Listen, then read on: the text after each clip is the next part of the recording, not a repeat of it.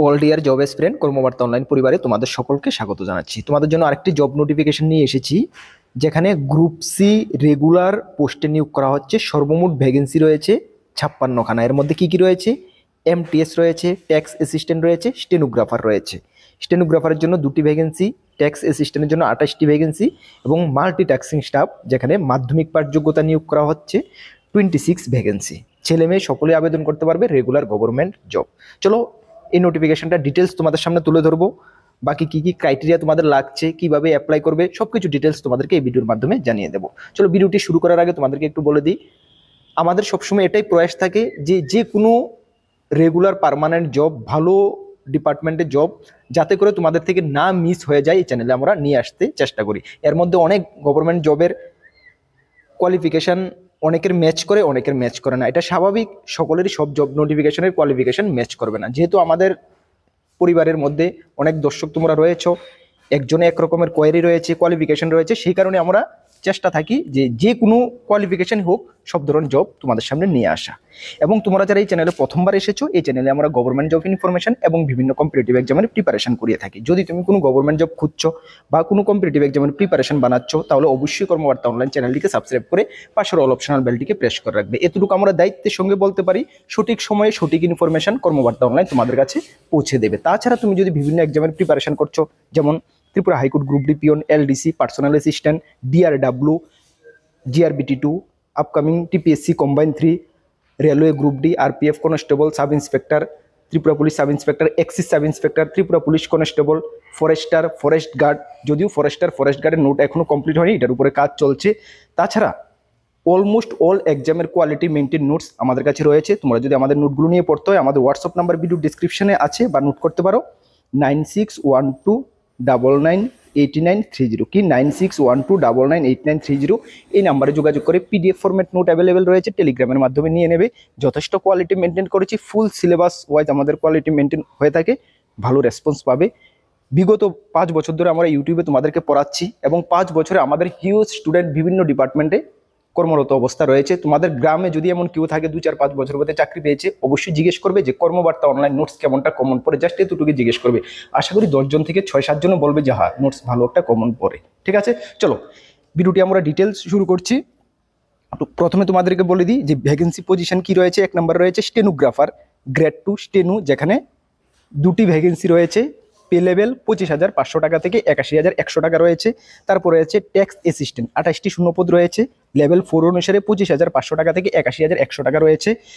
3 নম্বর রয়েছে multi tasking staff MTS, যেখানে 26টি vacancy রয়েছে। লেভেল 1 অনুসারে 18,000 থেকে 56,900 টাকা রয়েছে। তোমাদেরকে বলে দিই সবগুলো রেগুলার পোস্ট। ঠিক আছে, সর্বমোট ভ্যাকেন্সি কতটা রয়েছে? 56টা ভ্যাকেন্সি রয়েছে। কোথায় থেকে নোটিফিকেশন এসেছে? নোটিফিকেশন এসেছে government of India, department of revenue, that means office of the principal chief commissioner of income tax, আয়কর দপ্তর থেকে সেই নোটিফিকেশনটা এসেছে। ঠিক আছে, সেন্ট্রাল গভর্নমেন্টের জব, অল স্টেট থেকে সকলে আবেদন করতে পারবে, ত্রিপুরা থেকেও তুমি আবেদন করতে পারবে। ঠিক আছে, এটা তোমাদের কাছে মনে হতে পারে যে দাদা অল ওভার ইন্ডিয়ার জন্য তো ভ্যাকেন্সি কম। ইয়েস, ভ্যাকেন্সি কম, তারপরেও যদি তোমাদের মধ্যে এলিজিবিলিটি ক্রাইটেরিয়া থাকে, বা তোমাদের মধ্যে ওই জিনিসটা থাকে যে না সেন্ট্রালের জব হলে কি হলো, আমার মধ্যে এবিলিটি আছে, আমি ফেস করব, ইয়েস ফেস করে দেখো।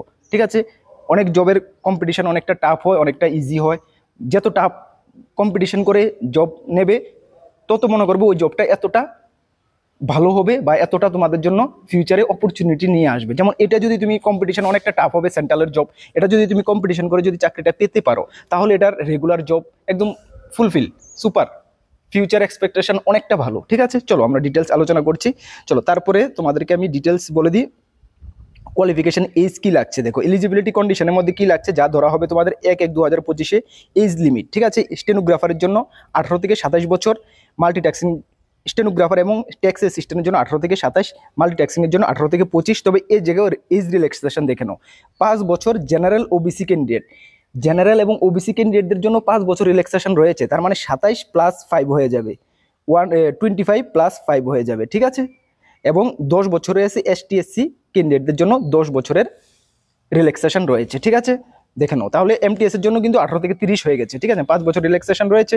ঠিক আছে, এডুকেশন কোয়ালিফিকেশন কি রয়েছে দেখো, স্টেনোগ্রাফার পোস্টের জন্য 12 পাস অর ইকুইভ্যালেন্ট সঙ্গে স্টেনো তোমাদের জানতে হবে। স্টেনোগ্রাফারের জন্য 12 পাস। ট্যাক্স অ্যাসিস্ট্যান্টের জন্য যে কোনো স্ট্রিম থেকে তুমি গ্রাজুয়েশন হলেই তুমি আবেদন করতে পারবে। মাল্টিটাস্কিংয়ের জন্য মেট্রিকুলেশন অর ইকুইভ্যালেন্টস মানে মাধ্যমিক পাস বা 10th পাস হয়ে থাকলে তুমি আবেদন করতে পারবে, কোনো এক্সপিরিয়েন্সের এখানে প্রয়োজন নেই। ঠিক আছে, চলো তারপরে যে কোনো ভারতবর্ষের যে কোনো রাজ্য থেকে তুমি আবেদন করতে পারবে। এখানে তোমাদের দেখো, আচ্ছা এটা কিন্তু স্পোর্টস কোটার জন্য, এটা কিন্তু স্পোর্টস কোটার জন্য ভ্যাকেন্সি। কোন কোন স্পোর্টস কোটাতে কতটা তোমাদের ভ্যাকেন্সি রয়েছে এটা দেখে নাও। ঠিক আছে, দেখো এখানে স্পোর্টস কোটার জন্য অ্যাথলেটিক্সের জন্য মেনদের জন্য 3টা, ফিমেলদের জন্য 3টা, ব্যাডমিন্টন 2টা রয়েছে, বিলিয়ার্ড রয়েছে 1টা 0 রয়েছে, বাস্কেটবল রয়েছে 4 0 রয়েছে, বডি বিল্ডিং রয়েছে 1 0 মেল এবং ফিমেল। ঠিক আছে, ব্রিগস রয়েছে 1 1, ক্যারম রয়েছে 1 1, চেস রয়েছে 1 1, ক্রিকেট রয়েছে 4 0, ফুটবল রয়েছে 4 0, হকি রয়েছে 4 0, তারপরে কবাডি রয়েছে 4 0, স্কোয়াশ রয়েছে 1 1, সুইমিং রয়েছে 2 2, টেনিস রয়েছে 2 2, টেবিল টেনিস রয়েছে 2 2 এবং ভলিবল রয়েছে 4 0। সর্বমোট মেলদের জন্য ভ্যাকেন্সি রয়েছে 41 খানা এবং ফিমেলদের জন্য রয়েছে 15 খানা। ঠিক আছে, এবং কোন কোন স্পোর্টসে তোমরা পার্টিসিপেট করে যদি থাকো আবেদন করতে পারবে। দেখো এখানে the meritorious sports person will consider the appointment base the following criteria. কোন কোন স্পোর্টস থাকতে, 1 নম্বরে দেওয়া sportsman who have represent a state or the country in the national এবং international competition বা or medal winner in junior national championship or medal winner in খেলো India youth game. এই গেমগুলোতে যদি তুমি থাকো, মানে মেডেল জিতে থাকো বা পার্টিসিপেট করে থাকো, তোমাদের সার্টিফিকেট থাকে রিকগনাইজড, তাহলে তুমি আবেদন করতে পারবে। এবং এই স্পোর্টসগুলোতে যে 17টা স্পোর্টস বলা হয়েছে, এই 17টা স্পোর্টসেই তোমার পার্টিসিপেট করা সার্টিফিকেট থাকতে হবে এই লেভেলের। ঠিক আছে, তাহলে তোমরা আবেদন করতে পারবে। ঠিক আছে, এখানে দেখো কোনো তোমাদের এক্সাম হচ্ছে না, সিলেকশনের জন্য কোনো এক্সাম হচ্ছে না, কোনো ফি অ্যাপ্লিকেশন কোনো ফি লাগছে না। দেখো কীভাবে তোমরা অ্যাপ্লাই করবে। অ্যাপ্লাই করার জন্য তোমরা এই যে অফিসিয়াল ওয়েবসাইট রয়েছে, যেটা আমি ভিডিও ডিসক্রিপশনে দেবো, এই অফিসিয়াল ওয়েবসাইটে গিয়ে অ্যাপ্লাই করবে। অ্যাপ্লাই অলরেডি শুরু হয়ে গেছে, যা চলবে 5/4/2025 পর্যন্ত, মানে আগামী মাসের 5 তারিখ পর্যন্ত তোমাদের অ্যাপ্লাই চলবে। ঠিক আছে, অ্যাপ্লাই করতে কোনো ফি লাগবে না, কোনো রিটার্ন হবে না। তাহলে সিলেকশন কীভাবে হবে? সিলেকশন হবে তোমাদের একটা পার্সেন্টেজ রয়েছে, নোটিফিকেশনটা তোমরা দেখে নেবে যে তুমি যদি ন্যাশনাল সার্টিফিকেট করে থাকো, স্পোর্টস সার্টিফিকেট থাকে, তাহলে এত মার্ক পাবে, স্টেট লেভেলের এত মার্ক পাবে, খেলো ইন্ডিয়া হলে এত মার্ক পাবে। এভাবে যে পার্সেন্টেজ রয়েছে প্লাস তোমাদের যে একাডেমিক স্কোর রয়েছে সেটাকে এভারেজ করে তোমাদের সিলেকশনটা করা হবে। ঠিক আছে, সিলেকশনের জন্য কোনো লিখিত পরীক্ষা দিতে হবে না এবং পরবর্তী সময় তোমাকে একটা স্কিল টেস্ট দিতে হবে। ঠিক আছে, যেমন স্টেনোগ্রাফিতে যদি তুমি আবেদন করো, তোমাকে একটা স্কিল টেস্ট দিতে হবে, তারপর হবে একটা পার্সোনাল ইন্টারভিউ। ঠিক আছে, এইভাবে তোমাদের সিলেকশন প্রসেস কমপ্লিট হবে। ওকে, চলো এখানে ডিটেলস আরও কিছু রুলস রেগুলেশন ক্রাইটেরিয়া রয়েছে, এগুলো তোমরা একটু ভালো করে রিড করে নেবে যাদের এলিজিবিলিটি ক্রাইটেরিয়া রয়েছে। ঠিক আছে, এডিশনাল কিছু ইনস্ট্রাকশন রয়েছে, এগুলো দেখে নেবে। এই নোটিফিকেশনটা কোথায় পাবে? এই নোটিফিকেশনটা আমাদের টেলিগ্রাম গ্রুপে পাবে। যে কোনো জব নোটিফিকেশন আমরা আমাদের টেলিগ্রাম গ্রুপে দিয়ে দিই। আর যারা টেলিগ্রামে জয়েন করেনি, তোমাদেরকে ইনফরমেশন করে দিই, আমাদের টেলিগ্রাম গ্রুপ এবং হোয়াটসঅ্যাপ গ্রুপ, দুটি গ্রুপ রয়েছে, যা ভিডিও ডিসক্রিপশনের লিঙ্ক আছে। যারা জয়েন করেনি মাস্ট বি জয়েন করবে, বিভিন্ন আপডেট তুমি সর্বপ্রথম ওই গ্রুপগুলোতে পেয়ে যাবে।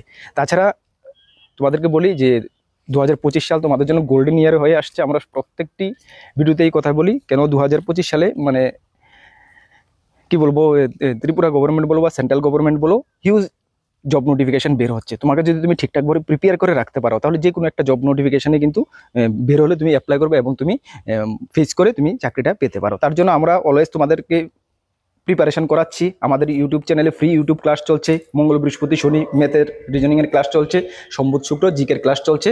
তোমরা যারাই ফলো করোনি অবশ্যই ফলো করবে। আজকেও রয়েছে ম্যাথের ক্লাস রয়েছে। তুমি আপকামিং যে এক্সামে বসতে যাচ্ছ না কেন, জিআরবিটি গ্রুপ ডি থেকে টিপিএসসি কম্বাইন থেকে শুরু করে ত্রিপুরা হাইকোর্ট থেকে শুরু করে, তোমাদের সিলেবাস যদি ম্যাথ থাকে, তাহলে এই ক্লাসগুলো তোমাদেরকে 100% বেনিফিট দেবে। এতটুকু আমি তোমাদেরকে গ্যারান্টির সঙ্গে বলতে পারি।